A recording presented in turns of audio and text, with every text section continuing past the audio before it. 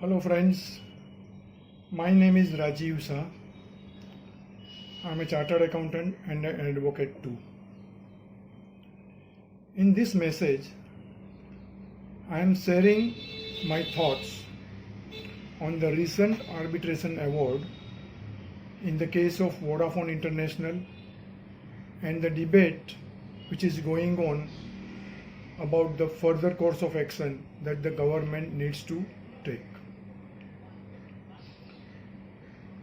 I am going to highlight some basic facts and the questions of law. These facts and questions of law are known to everyone. There is nothing new. I am merely raising a question that are we too busy or too focused on looking at the eye of a bird in a tree and missing out an elephant which is just standing beside us? Let me elaborate.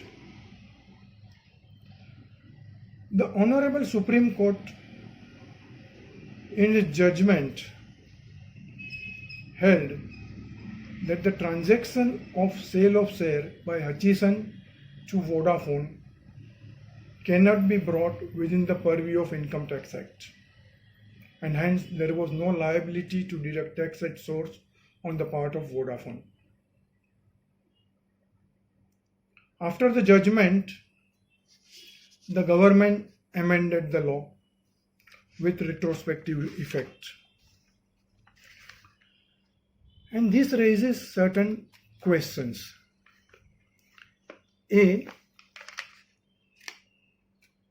Can the government of India, on the basis of retrospective amendment, fasten the liability to deduct tax at source on Vodafone and proceed against it?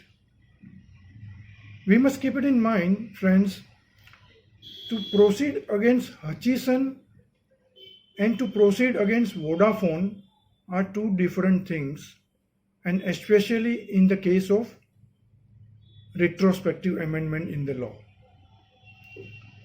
Next question that arises is, is it possible for Vodafone to deduct tax at source?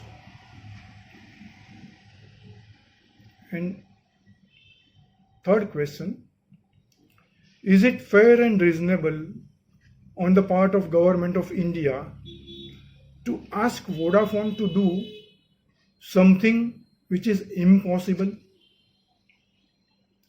Answer to these questions will determine the further course of action that the Government in India need to pursue or explore. Friends, one more thing. Had Vodafone deducted the tax at source, it would not have been out of pocket. We all know, if I have to pay 100 to a payee and deduct tax at source of 10, then I will deduct tax 10 rupee paid to the government and pay to the payee 90. My total outgo will be 100 only. Vodafone did not deduct tax at source because it was not required to deduct under the then extant prevailing law. And now, to enforce or assert the demand on Vodafone on the basis of amended law, Vodafone will be certainly out of its own pocket, and this will impact the value of its investment.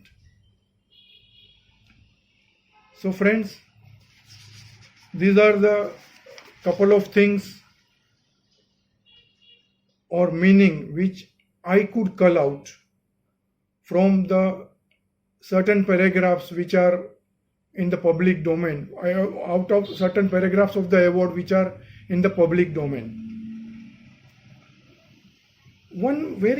Another interesting question which can also arise, we will not deal with it in this video, but whether there was any alternative remedy available to Vodafone before invoking BIPA?